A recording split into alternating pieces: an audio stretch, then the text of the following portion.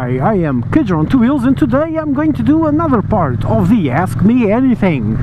So, first question, of all the bikes you have test ridden, which one stood out the most?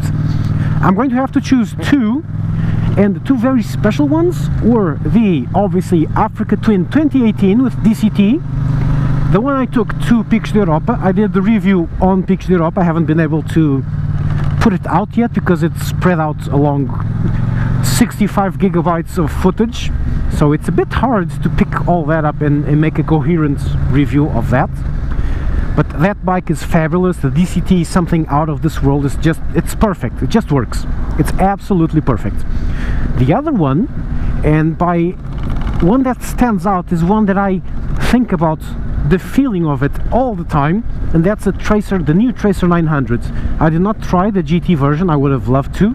That dashboard is sexy and all the bells and whistles look awesome, but I tried the normal one, and even without the extra suspension that the GT version has, that thing has some absolutely fantastic handling. It is truly special. As soon as you hop onto it, the first meter you roll, you go like, wow, this is special, and it just rides so well. It's amazing. And that engine is a fire-breathing monster, but if you put it into the softer mode for the engine, softer engine mode, it's just so easy to ride.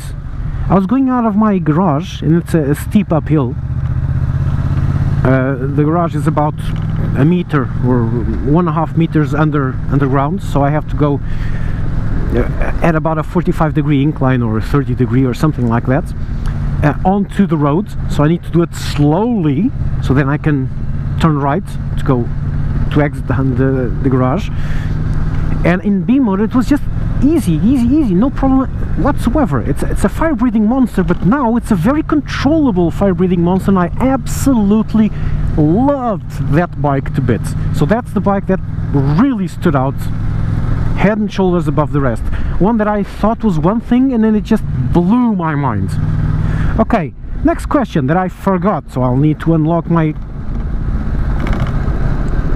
okay, which one?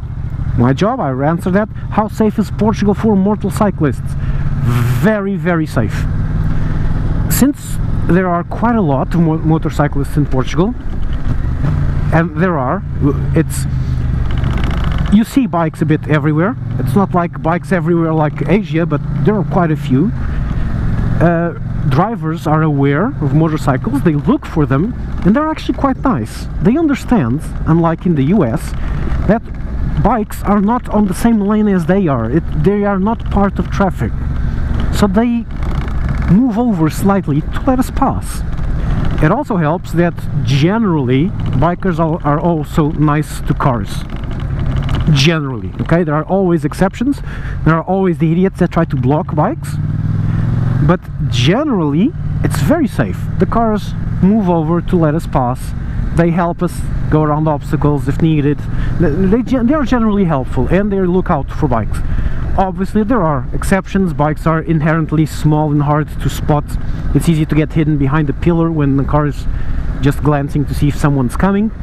But for example, I'm not in the middle of the road. I just hopped onto the right to allow that guy past without him having to move over, and he did move over. He didn't go, no, I'm a car, let the bike stop and go around. So this level of respect between the two classes is very high in Portugal, and it makes it very, very safe. Also, we were one of the first countries to have what we call the damn it, bloody sun, the rail law, no, not rail, the Armco law, where every single Armco, and that thing just ran out of battery, every single Armco on the highway needs to have a lower portion to help motorcyclists. Instead of just being the Armco and the motorcyclist will slide under the Armco and straight into the pillar that supports the Armco and get sliced in half, in Portugal, by law, every single part of that needs to be covered with a second Armco below, because of motorcyclists, cyclists, etc. You might have noticed that doesn't actually happen in real life, because the law is in two parts, two articles. The first article says that's mandatory. The second article says for a transition period for the first 3 years of of this law, it is only mandatory to have these in highway entries, highway exits, and places where there are more than 3 fatal accidents a year or something like that. So they chose to interpret this as, no, we only have to do it on the entries, exits, and where there are accidents, which is quite clearly against the law, but no one actually cares about that or does anything about it. There's no fines or anything, but okay. It's a start. So yeah, even there motorcyclists are kinda protected. It doesn't help that filtering is not regulated in any way, shape or form. It's not illegal, but it's simply not regulated, so you're not actually doing anything illegal. But if you have an accident, the insurance company will give you the fault to 100% immediately, automatically, so that sucks. There's still stuff to be done, but in Portugal, very, very safe to ride. You can easily come here, rent a bike, and ride around happily. Okay, just make sure that you remember that the highway code in Portugal is more like a set of suggestions. Those signs on the side of the road with numbers, they're like a challenge.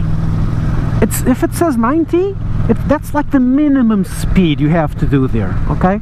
So beware of that. But generally, very safe. Next! Oh, do this in a bend. No, that's smart, Cager. Let's try and die today. We're gonna learn English, that's done. How does this one compare to my former XJ6? This is one of my favorite questions, because they're night and day. The XJ6, and you are going to be very surprised about this, the XJ6 is faster than the new Tracer. Yes, it is. It has a higher top speed. My XJ6 reached 200 kilometers per hour in a jiffy. It was ridiculously fast, and with the Leovin's exhaust I put it in, it easily gained some 15 kph extra as top speed. It was amazing. It reached 220 with no trouble at all.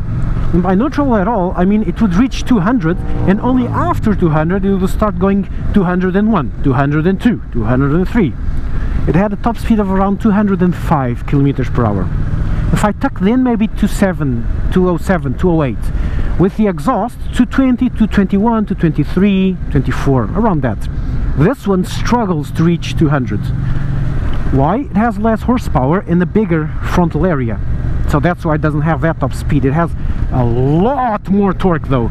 The XJ6 had a very smooth engine, very dull at low revs, and more exciting as the revs progressed, but it was never oomph. It was always very smooth, very relaxed, easygoing. This, as you guys know, is a crazy fire-breathing monster that does things like this all the time. It's a mad engine, even though it has less power, which is quite cool. Well done, Yamaha. I just love this engine. It's very exciting, and it's very easy to ride slowly too, which was one of the things I liked on the XJ6. In the XJ6 though, it was a more sporty ride. It was a bit more bent over, which meant that in the first Portuguese end-to-end I did on it, my back nearly killed me. This is a straight up machine. It's got enough room, a bit cramped in relation with the big touring bikes, but it's an awesome bike to do a long trip on. The XJ6 isn't. The XJ6 is more of a fun bike. It's more sporty, more fun, obviously. This is more of a long tour, commuter, or short fun. Less sporty, but more hooligan and more trip. It's a bit odd, but this is a very odd machine. This is a very Dr. Jekyll and Mr. Hyde machine. It can be a long, easy tour like I'm doing, low revs, just relaxing. I could go to Picture Europa again on this one easily, like this, or I could go do wheelies and stoppies like a madman if I wanted. The XJ6 is more sporty, more serious bike. This ends up being faster in real life because it accelerates faster and it's easier to lean and control the lean than the XJ6. Okay, next one. Any plans to do motor trips to different countries? Plans, yes. Managed to do it? No. I have 3 kids and I can't get out of the house for like 2 weeks to go to Switzerland. Not gonna happen. Picos de Europa, maybe I'll do another trip, maybe the Pyrenees, but not much more than that. I can't do more than 3-4 days, okay? It's just not going to happen, okay? Sorry. I wanted to, but I cannot. Hypothetically, if you could choose a country to do a motovlog, which one would it be? This one. Why? We have beaches, we have plains in Alentejo, we have awesome mountains up north, we have snow in Serra da Estrela, we have a bit of everything here. The drivers are good, they respect the bikes. It's a perfect place. It's just about perfect to do motovlog. And if I'm here and I want to do a different ride, I can just choose a road and I'll find a good road anywhere. Just go straight and I'll find an awesome biking road everywhere in the country. So it would be Portugal, period. More. Any plans? No. Obviously you obviously spent some time in Britain. Where, when, and what?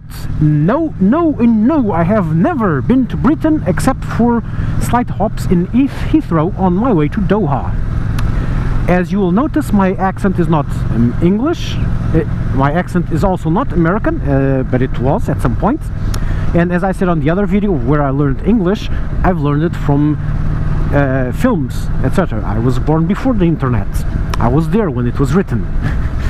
So that, and books. I read a lot of books. So no, I haven't been to Britain. I have been to the US in 2004, and that will be a video. I was there for the World Championships of MechWarrior Dark Age, where I classified 14th out of 26, I think. I had such epic bad luck with dice that people would come and look at my games just to poke fun at me, because it was just absolutely ridiculous. That luck I did not have. One of the best players in the world at that time actually came to me and said, "Look, you are a great player, but I don't know what is happening with your dice. Just throw them away and use others." I did try that, didn't work. But yeah, whatever. No, I went just to the US in 2004. That'll be a cool video because the experience was very nice. Indianapolis 2004 Gen Con, MechWarrior Dark Age World Championships. No Britain, never been to Britain. More, next. Superboc or Sagres? Superboc. Next. I don't really drink beer, but I prefer Superboc. What's your job? That's done. Portugal, blah blah blah blah. Oh, that's all of them?